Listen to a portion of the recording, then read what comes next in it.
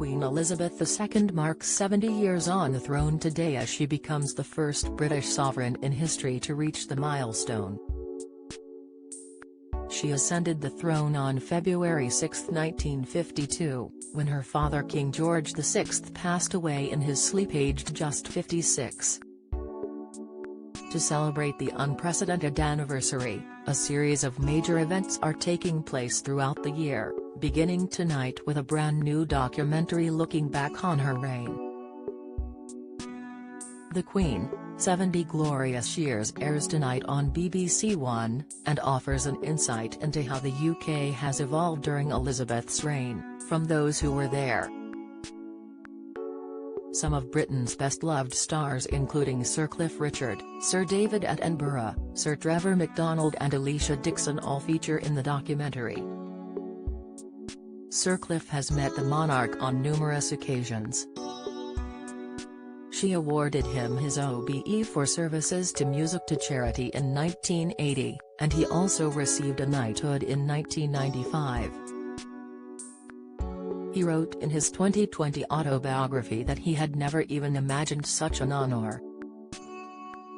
Having taken his mother along when he received his OBE, he decided his three sisters would accompany him to Buckhouse for his knighthood investiture. Sir Cliff recalled, upon arrival, that one of the Queen's courtiers had advised him to use the kneeling stool's handle, which left him a little affronted. He said, "Oh, I don't think I'll need that." The courtier replied, "I have seen people who are so nervous that they fall onto the stage, sir. I would use it."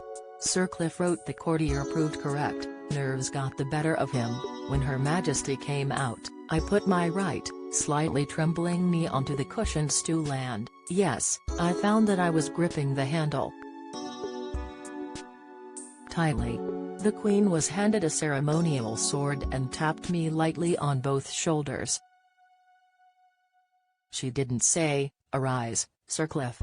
But when I stood back up, she put the chain around my neck and said, "This has been a long time coming."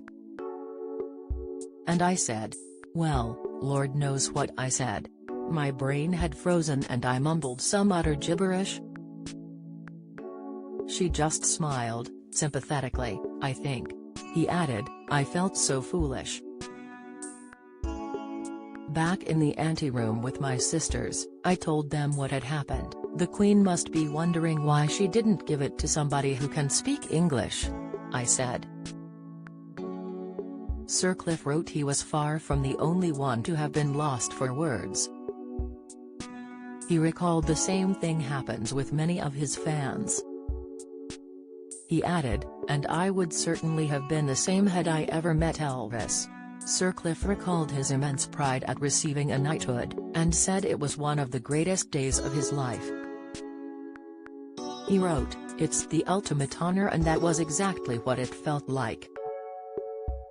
The best thing was that I learned that, although they are awarded at the Queen's discretion, knighthoods are initially nominated by members of the public.